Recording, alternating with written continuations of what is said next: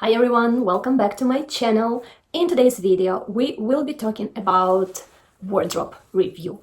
When the spring approaches, this request is the main request that I receive from my clients, wardrobe review, wardrobe review. People, of course, want to know what's in their wardrobe for spring season, how to wear it, how to style it, and how to use it to the fullest. So in this video, I won't be giving you, like tricks and things like that, but I will give you a step-by-step guide, basically how I'm working exactly with my clients, with only different that, of course, you will have to do it on your own. Let's start. So usually or ideally, the wardrobe review should be done before every season. So now we are approaching spring, and that's the moment where you have to do the wardrobe review for spring. When you will be approaching summer, that's a wardrobe review which you should be doing. I know it's not easy, and let's be honest, not a lot of people do a wardrobe review every 4 seasons. But what is more common, of course, is the wardrobe review for spring, summer season and for fall, winter season. So first step, you should prepare yourself. Keep in mind that the process is actually a bit time-consuming. Of course, it depends a lot on the amount of clothes that you have, but generally speaking, it's not a quick process to do. So allocate at least 2-3 hours of your time, set the mood, make it, as a nice experience for you. You can put your favorite music, you can even prepare yourself tea, coffee, your favorite drink. Try to choose a day when it's a good lighting. So if it's, like dark outside, rainy, might be a little bit more complicated in terms of colors, in terms of evaluating how the things are, but of course that's up to you. But ideally it would be, like to have a good lighting too. Again, ideally, of course, it's not a mandatory, but ideally to have a full lens mirror where you can actually see yourself. Prepare also maybe a notebook or your phone with notes. And what I also usually advise to my clients is actually to prepare yourself in terms of, I understand that it's a home procedure, let's say, but usually, you are dressed up a little bit when you are going out, let's say. So try to have a usual makeup that you usually wear, usual hairstyles that you usually wear. These things will also allow you to evaluate better the things that you have and the looks that you will be creating. Next step is actually to identify the goal. Why are you doing your wardrobe review? Is it for decluttering? Is it to, understand how to style better the clothing? Is it to identify the gaps? Usually, to be honest, talking from experience, it's all together. But still, try to identify what is exactly you are looking for or what is it exactly that you are struggling with. Next step, which is usually quite overwhelming, you need to take out everything from your wardrobe. And I mean everything. The wardrobe has to be empty. You can choose sofa, you can choose floor, you can choose your bed, whatever works for you, but you need to remove all the clothes from your wardrobe. Of course, once the wardrobe is empty, you have huge, or maybe not huge, yet again depends on the amount of clothes that you have, but you have a pile of clothes.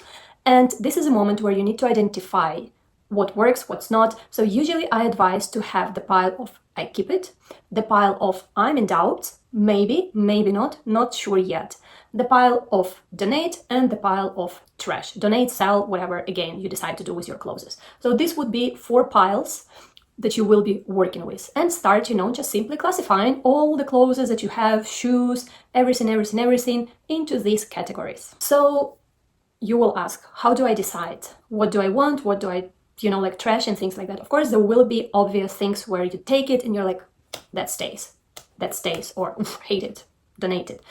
But of course, there will be pieces where you are not sure, what do I do? So very often stylists say that if you haven't worn this thing in a year, you need to trash it. I usually don't suggest to do that. First of all, because we are talking about sustainable fashion. Second of all, because there might be, also like periods. Sometimes you don't wear, and here we are talking more when you have a big wardrobe. So sometimes you are not wearing a piece maybe this year, but then, you start wearing it next year. So I usually don't, ask that question, or I don't take this as a main thing to decide whether to keep the clothes or not. But how do I actually advise to approach it? Of course, you need to ask yourself, do I like it? Do I don't like it? How do I feel in it? Do I feel confident? Do I feel beautiful? How this clothing actually makes me feel about myself? Then, what I also suggest to ask is, if I would see this piece in the shop right now, would I buy it? Would I still buy it? Or will I not purchase it? So these would be the main questions to ask. Marie Kondo, of course, suggests to ask if this sparkles joy or not. Up to you. I do have pieces, and what I've seen also with my clients, they do have pieces, or there are pieces that do sparkle joy to you, but there are pieces like this sweater, I absolutely love it. Does it sparkle joy to me? I mean, no. So this is a little bit, also dependent on your personality, maybe on your approach of life. So like clothes rarely sparkle joy to me, although I still love certain pieces. So let's say you have your piles organized. So now we have to start working with them. The pile that has all the clothes that you keep, of course, you ideally should start creating outfits with it. How do you do it? So there are a lot of options. Of course, you can decide, for example, okay, so I go to the office, I have office dress code. So I'll start, for example, with office pieces, creating office outfits. And that's where the mirror will be very useful. The phone will be very useful. I advise, of course, I do it with my clients because I'm the one creating the outfits for them. But still, even if you're doing it on your own, take pictures of the outfits you are creating so that you have them on hand, and actually it will save you also a lot of time when you are actually dressing up in the morning or in the evening, if you're going out somewhere, because you already have the outfit ready. So you start creating outfits based, for example, on the occasions. So you have, or on the lifestyle. So you have special occasions, for example, where you, I don't know, put the outfits together to go out with your friends, to go to the theater, for example. Then you put outfits, I don't know, to go for a walk with your dog or to go for a walk with your kids. Then you put outfits, I don't know, let's say to do sports and things like that. Depends, again, on your lifestyle and what do you actually do in your daily life.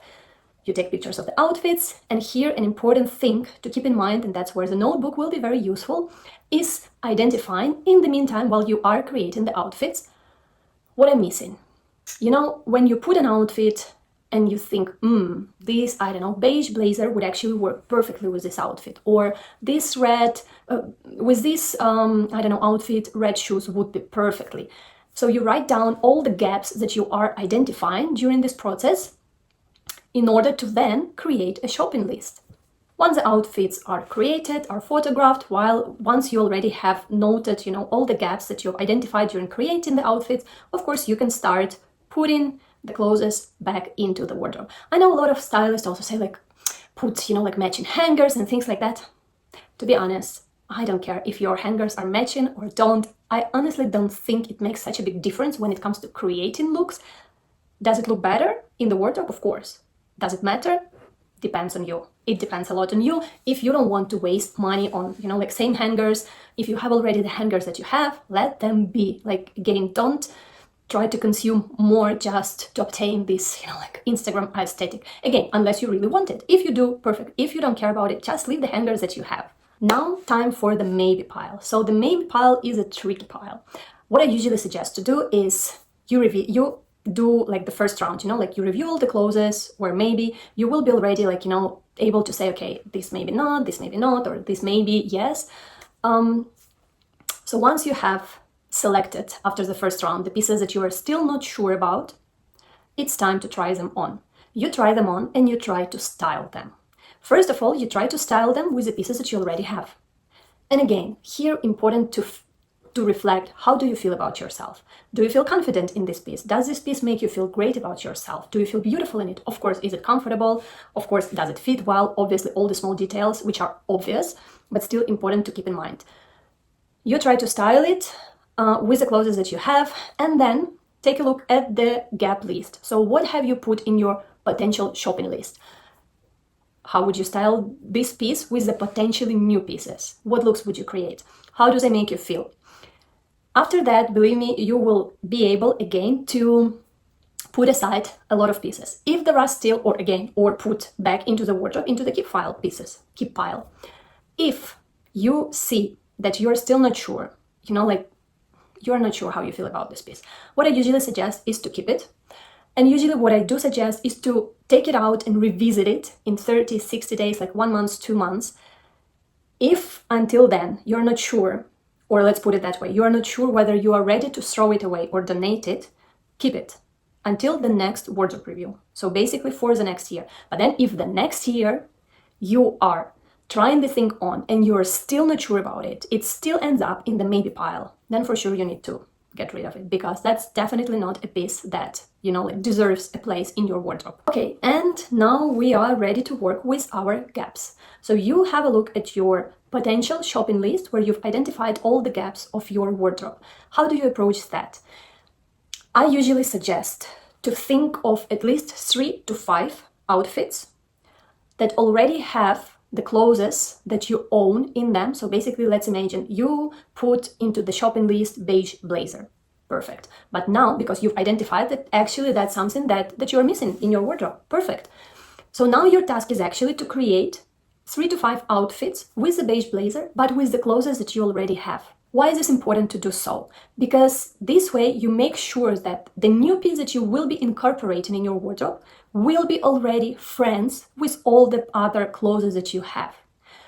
This way you don't need to purchase, these trousers to wear with this beige blazer, or this blouse to wear with this beige blazer, because in this case we are going into a vicious circle where you always need something to wear with something. So this is why that's usually the rule that I always follow for myself, for my clients, for my friends. I usually suggest to do that: 3 to 5 outfits with a new thing that you are thinking of purchasing and incorporating all the clothes that you already have.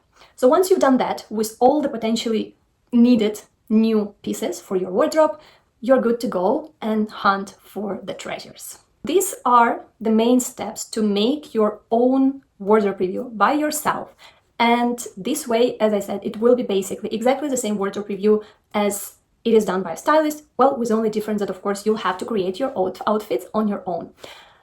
Thanks a lot for watching this video. I hope it was useful and I hope you liked it. Give it a thumb if you did, and see you in my next one.